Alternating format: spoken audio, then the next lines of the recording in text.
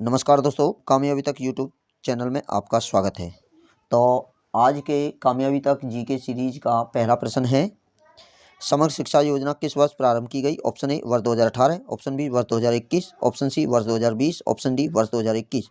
तो इस प्रश्न का उत्तर सही है ऑप्शन ए वर्ष 2018 में समग्र शिक्षा योजना शुरू की गई। इस योजना में प्री स्कूल से लेकर 12th कक्षा के छात्रों को इसमें शामिल किया गया है और इस समग्र शिक्षा योजना का महत्व है शिक्षा के सुधार करना।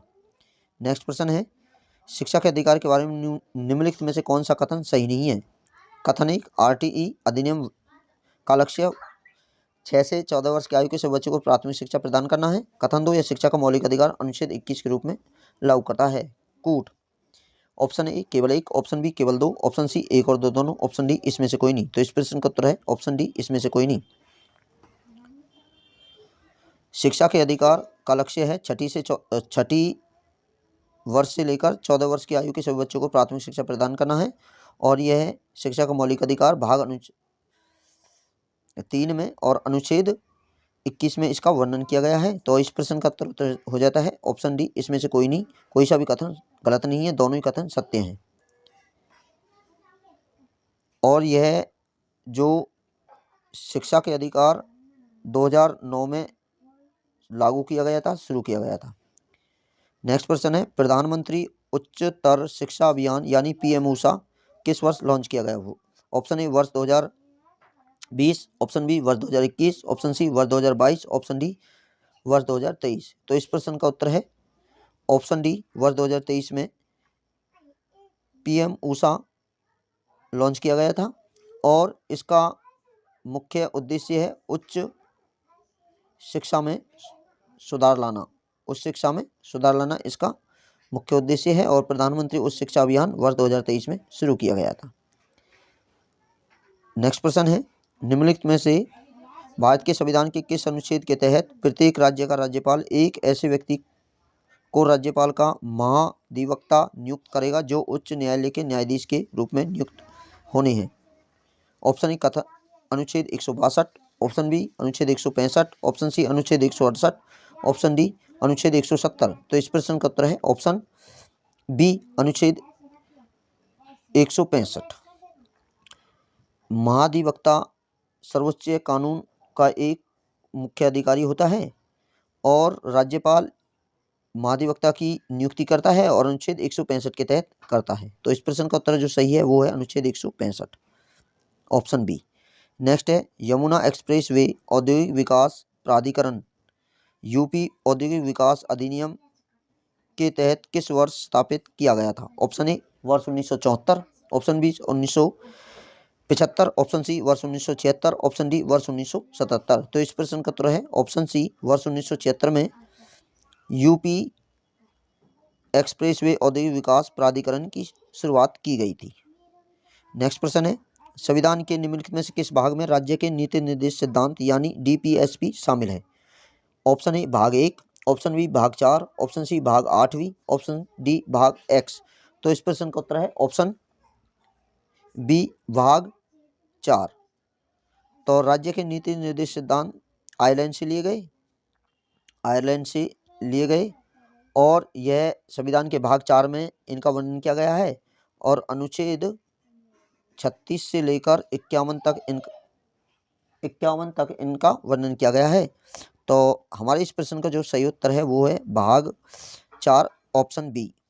नेक्स्ट प्रश्न है, निम्नलिखित में से कौन सा अनुच्छेद यह बताता है कि राज्य समान नागरिकता संहिता को सुरक्षित करने का प्रयास करेगा?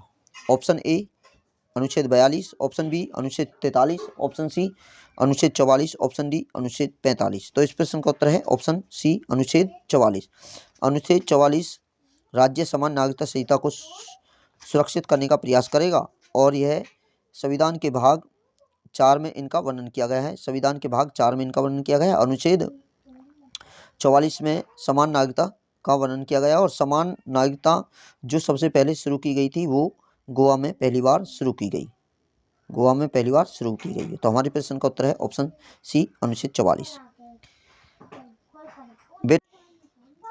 नेक्स्ट है, निम्नलिखित में से कौन सी भाषा संविधान की 8वीं अनुसूची में शामिल नहीं है? Option A Bodo, option B Maithili, option C Urdu, option D अंग्रेजी। तो इस प्रश्न का जो सही उत्तर है वो है ऑप्शन डी अंग्रेजी। संविधान के भाग 8वीं अनुसूची में इसका वर्णन नहीं किया गया है। भारतीय संविधान में कुल 22 भाषाएं हैं। जब संविधान 26 जनवरी 1950 को अंगीकृत किया गया था तो उस समय संविधान में केवल 14 भाषाएं थी और वर्तमान में अब 22 भाषाएं हैं।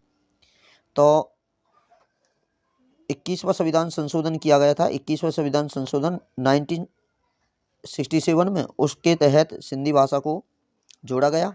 और 71वां संविधान संशोधन जो 1992 में किया गया था, उसके तहत कोंकणी, सुन लीजिए, मणिपुरी और नेपाली भाषा को जोड़ा गया।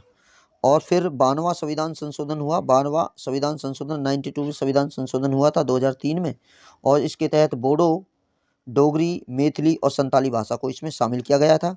तो 8वीं अनुसूची में अंग्रेजी भाषा का वर्णन नहीं किया गया है, तो ऑप्शन डी सही है। नेक्स्ट प्रश्न है, निम्नलिखित में से कौन सा अनुच्छेद हिंदी भाषा को विकसित और उसका प्रसार करने का प्रावधान करता है ताकि वे भारत की समग्र संस्कृति के सभी तत्वों को अभिव्यक्ति के माध्यम के रूप में कार्य कर सके। ऑप्शन ए अनुच्छेद 351, ऑप्शन बी अनुच्छेद 352, ऑप्शन सी अनुच्छेद 353, ऑप्शन डी अनुच्छेद 354। तो इस प्रश्न का उत्तर सही है ऑप्शन ए अनुच्छेद 351। तो अनुच्छेद 351 हिंदी भाषा के विकसित करने और उसका प्रसार करने का प्रावधान करता है, और यह संविधान के भाग 17 में इसका वर्णन किया गया है। सभी भाषाओं का संविधान के भाग 17 में वर्णन किया गया है, और अनुच्छेद 343 से लेकर 351 में इनका वर्णन किया गया है। नेक्स्ट है, बोचासनवासी अक्षर पुरुषोत्तम स्वामी नारायण संस्था का गठन किस वर्ष किया गया। ऑप्शन ए वर्ष 1903, ऑप्शन बी वर्ष 1904, ऑप्शन सी वर्ष 1905, ऑप्शन डी वर्ष 1906। तो इस प्रश्न का उत्तर सही है ऑप्शन सी वर्ष 1905 में अक्षर पुरुषोत्तम स्वामी नारायण संस्था का गठन किया गया था। तो हम अब बात करते हैं कल के कुछ रिवीजन। हम कल का जो वीडियो हमने कराई थी उसके रिवीजन कर लेते हैं। तो पहला प्रश्न है, भारत का पहला ऑनलाइन गेमिंग उत्कृष्टता केंद्र किस राज्य या केंद्र शासित प्रदेश में स्थापित किया जाएगा। तो इसका उत्तर है ऑप्शन ए मेघालय में स्थापित किया जाएगा। नेक्स्ट है, राष्ट्रीय मतदाता दिवस कब मनाया जाता है। तो इसका उत्तर है ऑप्शन ए 25 जनवरी को मनाया जाता है राष्ट्रीय मतदाता दिवस। नेक्स्ट है, सोल ऑफ स्टील चैलेंज के संदर्भ में निम्नलिखित कथनों पर विचार कीजिए। कथन 1, यह अभियान का सामान्य क्षेत्र नंदा देवी राष्ट्रीय उद्यान होगा। यह क्लैब ग्लोबल की एक पहल है जो इसे भारतीय सेना द्वारा समर्पित किया गया है। कथनों में से कौन सा सही है। ऑप्शन ए केवल 1, ऑप्शन बी केवल 2, ऑप्शन सी 1 और 2 दोनों, ऑप्शन डी न तो 1 नहीं 2। तो इस प्रश्न का तो उत्तर सही है वो है ऑप्शन सी 1 और 2 दोनों सही है। नेक्स्ट प्रश्न है, ताल छापर अभ्यारण्य किस जिले में स्थित है। तो इसका उत्तर है ऑप्शन ए राजस्थान में स्थित है। नेक्स्ट है, प्रधानमंत्री किसान ऊर्जा सुरक्षा एवं उत्थान महाभियान यानी पीएम कुसुम की शुरुआत भारत सरकार द्वारा किस वर्ष की गई। तो इसका उत्तर है ऑप्शन ए वर्ष 2019 में।